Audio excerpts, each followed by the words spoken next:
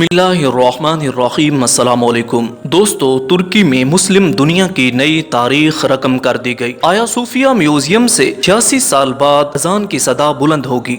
गुज़श्ता रोज तुर्क अदालत ने आया सूफिया की म्यूजियम की हैसियत को खत्म कर दिया था। तुर्क सदर रजब तय्यिब एर्दोगान ने अदालती फैसले के बाद आया सूफिया को मस्जिद में तब्दील करने के सदारती हुक्मनामे पर दस्तखत कर दिए। 1453 में सल्तनत उस्मानिया ने सुल्तान मोहम्मद दोम के दौर में कस्तंतुनिया पर कब्जा किया। शहर का नाम तब्दील करके इस्तिंबुल रखा और बाज़ंतीनी सल्तनत का खात्मा कर दिया था। इस इमारत में दाखिल होते वक्त सुल्तान मोहम्मद दोम का इसरार था कि इसकी तामीर नौ की जाए और इसे एक मस्जिद बनाया जाए। उन्होंने यहाँ जुमा की नमाज भी अदा की थी। बाद अज़ां जदीद तुर्की के बानी मुस्तफ़ा कमाल अतातुर्क ने 1934 में आया सूफिया को म्यूजियम में तब्दील कर दिया था, जिसे अब दोबारा मस्जिद बना दिया गया है। रजब तय्यिब एर्दोगान ने ऐलान किया आइंदा नमाज जुमा मस्जिद आया सूफिया में अदा की जाएगी। इस अजीम और मुबारक मौका पर उन्होंने तमाम मुसलमानों को भी मस्जिद में आने की दावत दी। BBC के मुताबिक ये इमारत 1500 साल पुरानी है और इब्तिदा में यहाँ कलीसा हुआ करता था। लाखों सियाह हर साल इसे देखने आया करते थे। दोस्तों,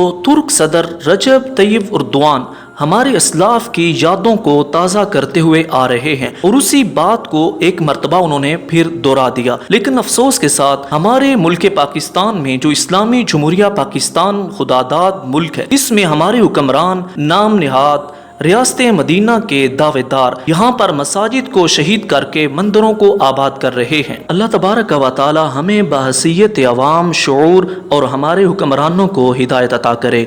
और जिन दोस्तों ने अभी तक हमारे चैनल को सब्सक्राइब नहीं किया, चैनल को सब्सक्राइब करें और बेल आइकन को प्रेस करें। दुआओं में याद रखिएगा। अस्सलामु अलैकुम।